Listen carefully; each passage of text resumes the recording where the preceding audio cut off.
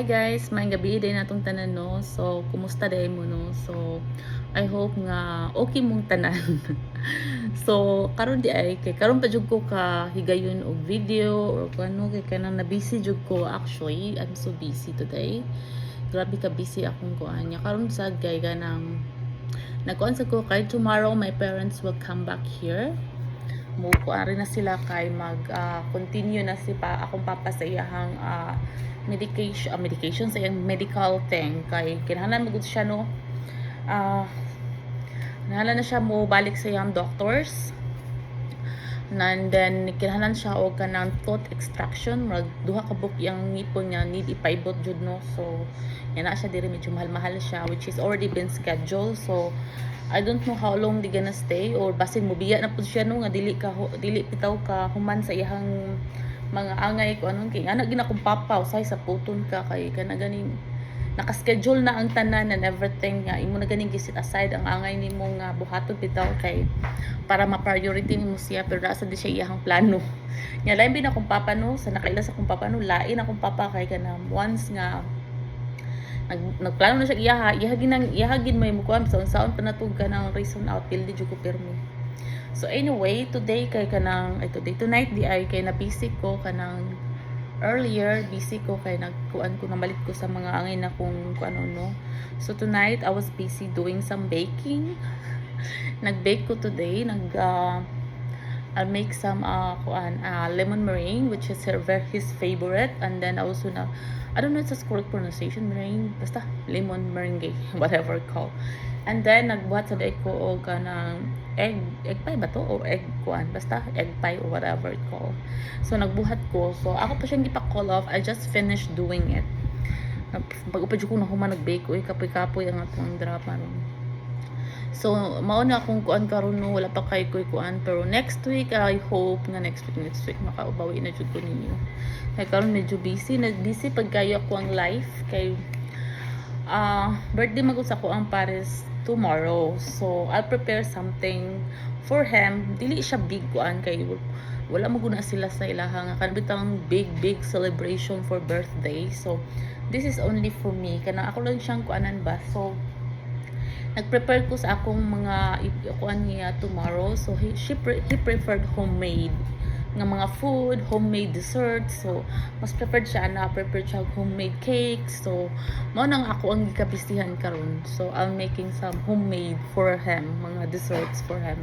So nako gipangbuhat nga mga desserts for him and then 2 days ago I think nagbuhat na sad ko 2 days sa creamy macaroni salad nga akong gibuhat niya wala pa na ako gipailaptan na pa sa ref. So ako na siyang gibuhat daan kay I know I will be busy and then nagprepare sad ko og mga veggies and mga other stuff nga akong i-prepare for tomorrow for my sa akong Paris no para sa akong Paris yung birthday. So karon kay kanang relax ako gamay kay mag-continuation ta sa ato ang baking.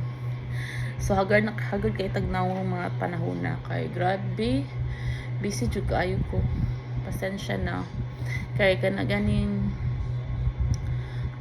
nag-abot bitaw siya so I'm physically, emotionally and financially drained. So nag-abot siya ba so wala na lang no basta makuan lang siya. So actually ang kanang sa kong papa needs siya i-prioritize kay sa iyang ngipon gani. And then ang problema man good guys supposed to be wala pa na ko i-schedule akong papa for check-up sa mga doctors kay kung sa nakaibaw no sa mga stroke patients and kuan kay mahal kaayo ang lang mga doctors.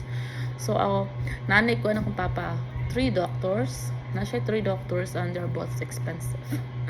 So mahal kay sila nga doctor kay sa neuro and namo na siya para sa usatong usa niya and then na siya kanang sa iyahang si tawag to day kanang ganing sa iyang basta kanang para magkuan gani iyang mga kuan basta tuloy na sila kabuok which is all na sila tanan sa Chongwa.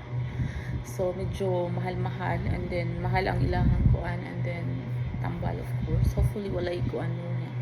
Need man gud ipalab test akong papa before mi mo adto. So additional expenses sa siya and then tungod na dyan na siya ngipon wala ko choice mong nagdungan sila kay ako mong papa kay for 2 weeks naganto siya sa ngipon nya naman diri ko nya luwi kayo ba tiguwang na no nya nagantos pa sa ngipon, so walay choice kinana actually dugay na tanan ako ipaibot, kaso lang dili mo jud ibot ang mga doctors kay need sila og kuan sa iyang mga dili mo do ibot ang dentist, I mean dili mo do ibot ang dentist, daghan ako giduulan nga dentist dili sila mo ibot kay kanang basta kanang tungod lagi sa sitwasyon sa akong papa no.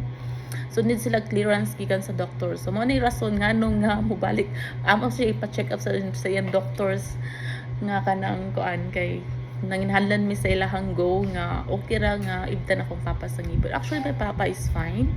Nagkuan naman na siya take nag-medication na siya yang daily meds every day. Maura but he's okay.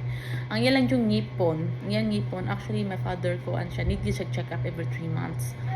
Which is dili pa siya schedule pero tayo mahimo kay na naman siya ngipon no? Nagka-problema na siya sa ngipon so wala na tayo choice ani mobalik na lang gitag doctors na ni so okay ra so karon busy lang kita kay kanang prioritize ta ba ato sa priority ang atong ginikanan no kay they only live once ra baya may maginang whatever happens wala tayo regrets so ana ra siya. So karon kay kanang aside from mobalik akong parents there tomorrow, birthday sa akong pare, so I'll do a little preparation para sa iyang birthday, just a family thing. So nag-bake ko sa atong kuan akong ipakita niyo akong gi-bake ba. Niya akong gi-bake no, bago pa siyang nahuman. This is egg custard pie. So yung ana gani siyang dagway, it's my version and 2 buttery kay kanang gusto sa akong pare, so I'll bake this according to him. Ako bitan siyang gi-bake according to his taste, according to his like. So mao ni ang gusto. So okay, para maniniya. So 2 battery siya kay daghan kog butter gibutang gid ana. So wala na nako gibutang sa ibabaw ang butter. I mix it with a mixture. So mao na siya nga to ang egg custard pie. Actually it tastes good. I already tasted. This is my second attempt. First attempt magud nako kay murag gamay ra siya ba. Nya dako ang akong baking dish, so I did it again. So, mo rin siya. Nag-bake na ng kubusab. So, mo na siya niyang dagway. So, the other one is the meringue. Ano sa din yung akong lemon meringue. Ako na siyang gisod sa ref. Pero nag-init pag gisod ako, no? Kaya nagtubig-tubig ang person. Tubig-tubig siya. But actually, okay lang siya. Actually, lami ini siya kung kanon mo, kanabitang kuan. Kanon mo mga after a day. Pero kung maabot na niya siya sa maabot na niya siya sa refrigerator og mga 2 to 3 days, oh my god, aslom kayo siya guys. Kaya mukuha na siya ang lemon. So, mao ni siya, no? So far, mo pa niya akong na-achieve today. Duha ka baking thing pa nga akong nabuhat. So, we'll see later. Kaya naghamag kong lutoon nun. So, mausa na aron guys, no? O again, pasensya sa kayo. Kaya wala pa kayo tayo mga kuwan ninyo. Wala pa tayo kayo ganap. Kaya hopefully, this week ba? Ay, wala kayo. Nagsugod namang week. Kay Sunday naman. Sunday night. So anyway, hopefully this week, mahuman ako sa tanan akong angay, buhaton. Especially sa ako ang papa, no? So, hopefully, this week, in God's will. Hopefully. So anyway, that's it for tonight's video, and I hope everyone is doing well, and please don't forget to follow and share. Have a good night, and God bless us all. Bye.